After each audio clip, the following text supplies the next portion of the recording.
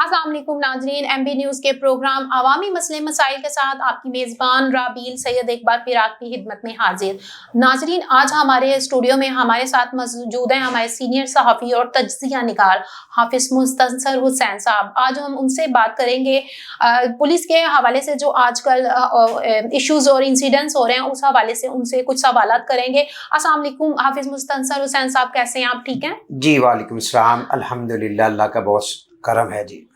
مستنصر حسین صاحب، میں آپ سے پوچھنا چاہوں گی کہ وارڈنز اور عوام میں قوت برداشت ختم ہو رہی ہے، اس حوالے سے آپ کیا کہنا چاہیں گے؟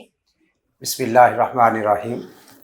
سوال اچھا ہے، اور ہمارے ملک کا آج کل جو نظام ہے وہ بھی کافی اچھا ہے، اچھا نہیں کافی اچھا ہے، کہ عوام کے اوپر بجائے کوئی سوچنے کے یا آسانیاں پیدا کرنے کے، عوام کو مسلسل جو ہے وہ اس قدر اور زیادہ ٹارچر، ایک تو ہوتا ہے ٹارچر تشدد، ایک ہوتا ہے ذہنی ٹارچر۔ اب ذہنی ٹارچر کی بھی قسمیں ہیں، وہ میں تھوڑا سا اس پہ بتا دیتا ہوں کہ وارڈنز اور عوام میں قوت برداشت لفظ ہے، وہ قوت برداشت کیا ہے؟ ایک غریب آدمی گھر سے نکلتا ہے مزدوری کرنے کے لیے، جی بالکل، وہ 500 روپیہ نہیں کما پاتا، اور وارڈنز اس کو روک لیتے ہیں، اس کا 2000 روپے کا جب چلان کریں گے تو وہ ہے، وہاں پر لفظ استعمال ہوگا قوت برداشت۔ اب وہ عوام میں نہیں ہے، اس وجہ سے ایک تو پہلے ہی عوام جو ہے وہ اس قدر پریشانیوں میں مبتلا ہے کہ ہماری معیشت بھی اچھی نہیں ہے، روزگار کے مواقع بھی نہیں ہیں۔ اگر کوئی بیچارہ نکلتا ہے تو اس کو وارڈن جو ہیں جس وقت وہ اس کا چلان کریں گے تو اس کا افیکٹ اچھا نہیں آئے گا۔ دوسری بات، سی ٹی او صاحب نے ایک حکم نامہ جاری کیا ہے کہ عوام کو جو ہے وہ ہتھکڑیاں لگائی جائیں۔ جی جی، اور کیسی مزے کی ہماری عوام ہے، کیسے مزے کے ہمارے حکمران ہیں کہ انہوں نے اس کے اوپر کوئی آبجیکشن، کوئی ایک لفظ تک ادا نہیں کیا۔ اس کا افیکٹ میں بتا دوں آپ کو پروگرام کے ساتھ سے کہ یہ انتہائی خطرناک ہوگا۔ ہاں بالکل، میرا اگلا سوال بھی مستنصر صاحب یہی تھا کہ سی پی او صاحب نے جو اب حکم دے دیا وارڈنز کو کہ آپ لوگوں کو ہتھکڑیاں لگا دیں عوام کو، پہلے ہی عوام سے وہ ان کی جو جمع پونجی تھی، جو وہ بیچاری کمائی تھی، جو تھوڑا بہت کماتے تھے، وہ چلان کے نام پہ ان سے جو ہتھیار لیتے تھے، ان سے چھین لیتے تھے، اس حوالے سے اب عوام تو پہلے ہی پریشان تھی، یا اب ہتھکڑیوں کا کہہ دیا، اس سے تو عوام پر کیا اثر ہوگا؟ اس حوالے سے بتائیے گا۔ اس پر اس کا عوام پہ جو اثر ہوگا وہ آپ بھی دیکھیں گے اور میں بھی دیکھوں گا۔ بالکل، یہ تو وہی بات ہوئی نا کہ آگ لگی تھی گھر کے چراغ کو، اس نے اہل قلم ہی جلا ڈالا، تو یہ آپ بھی دیکھیں گے، میں بھی دیکھوں گا۔ اس ہتھکڑی کا جو ایفیکٹ نکلے گا وہ کوئی اچھے نتائج میں نہیں سامنے آئے گا۔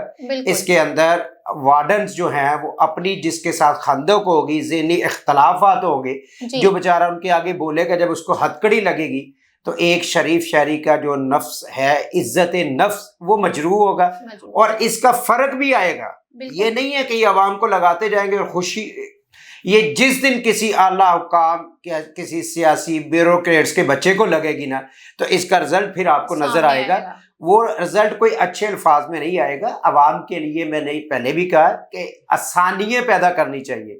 ایک تو آپ ان کے چلان کر رہے ہیں، بھائی اس کا یہ تو دیکھو کہ اس کے پیچھے کھانے والے بچے ہیں، وہ مزدوری کر رہا ہے۔ ایسا قانون جو وہ بننا چاہیے جس کے اوپر عوام کو بھی ریلیف ملے، اور یہ جو ذاتی اناج والا مسئلہ آئے گا نا، یہ انتہائی خطرناک ہوگا، اور اس کے نتائج جو ہے نا آنے والے وقت میں وہ کوئی اچھے مثبت نہیں ہوں گے۔ ٹھیک ہے، ابھی تو بہت پہلے ہی ہو رہا تھا جب وہ لوگ 2000 کے نام پہ ان کا چلان کر کے ان کے ساتھ کیا جائے، ایک نئی بات سننے کو ملی۔ خیر، اب دیکھیں کہ اس کے نتائج کیا ہوتے ہیں۔ میں اگلا سوال آپ سے پوچھنا چاہوں گی، آج کل جو شیرا کوٹ میں ایک انسیڈنس ہوا ہے، پولیس والوں کو ایسا سلوک کرنا چاہیے عوام کے ساتھ یا لوگوں کے، غریب لوگوں کے ساتھ، جو ان کا انجام اس طرح ہوتا ہے جیسے کہ وہ انسپیکٹر کے ساتھ ہوا ہے، انسپیکٹر نیازی کے ساتھ ہوا؟ آپ اس حوالے سے کیا کہنا چاہیں گے؟ میں اس کے حوالے سے صرف اتنا کہوں گا کہ یہ ہمارے تھانے نہیں ہیں، یہ انصاف فراہم کرنے کی جگہ نہیں ہے، یہ ایک نجی ٹارچر ہے۔ टॉर्चर सेल बना दिए हैं आवाम को अजियत देने के लिए। जब आप आवाम को अजियत देंगे, झूठी FIR में उनको नॉमिनेट करेंगे तो उसके इफेक्ट ये निकलेंगे। अब इसी थाने में ये एक नहीं 2 वकूए हैं। एक वकूआ है कि बच्चे को जो है वो बांध के दीवार के साथ उसके ऊपर तशद्दुद किया जा रहा है। बहुत बुरा। मैं प्रोग्राम के हवाले से IG साहब से सिर्फ इतना पूछना चाहता हूं कि IG साहब, ये तो सामने आ गया, इस पे एक्शन हो रहा है, इंक्वायरियां बन गई हैं, कमेटियां बन गई हैं, अपने अपने सारे वो आपको जवाबात देंगे। खुदाया हर जगह पे जाके देखो, ये लाहौर है, लाहौर में अगर इस तरह का तशद्दुद हो रहा है तो इसका मतलब है लाहौर के बाहर क्या नहीं होगा।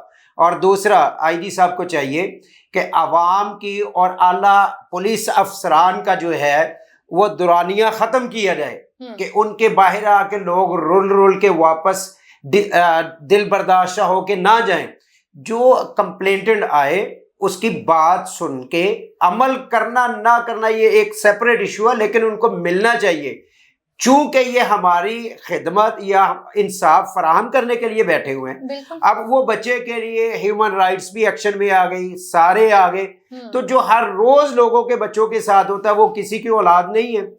दूसरा, नियाजी साहब SHO साहब वाला, अब ये कहते हैं जी डॉल्फिन ने ऐसे कर दिया, डॉल्फिन ने वैसे कर दिया। वो लड़का वहां से गया ही नहीं है।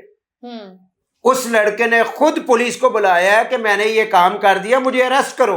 अब ये नंबर बनाने के चक्कर में जो है वो लगे हुए हैं जी, वो उसने ऐसे कर दिया, 15 पे कॉल हुई, भागने लगा, डॉल्फिन ने पकड़ लिया। ये सारी जो है ये झूठी अफवाहें हैं। अहले इलाका जो है वो सामने आ गए हैं। बिल्कुल। अब वो लड़के ने कानून हाथ में क्यों लिया? और दूसरा, सरकारी असला इस्तेमाल हुआ है। बिल्कुल। SHO साहब का अपना था। बिल्कुल। अब ये असला जो है वो उस लड़के की पहुंच तक कैसे आया? इसका मतलब है कि अभी ये पहला इशू है, आगे इश्यूज की तवक्कुआत रखनी ज़हन में आएगी कि कहीं भी कोई भी ऐसा इंसिडेंट हो जाता है, ये लापरवाही के जुमरे में आता है। इनके खिलाफ महकमाना कार्रवाई भी की जाए। और ये जो सरकारी असला है ये हमारी आवाम के ऊपर इस्तेमाल इस तरह नहीं होना चाहिए।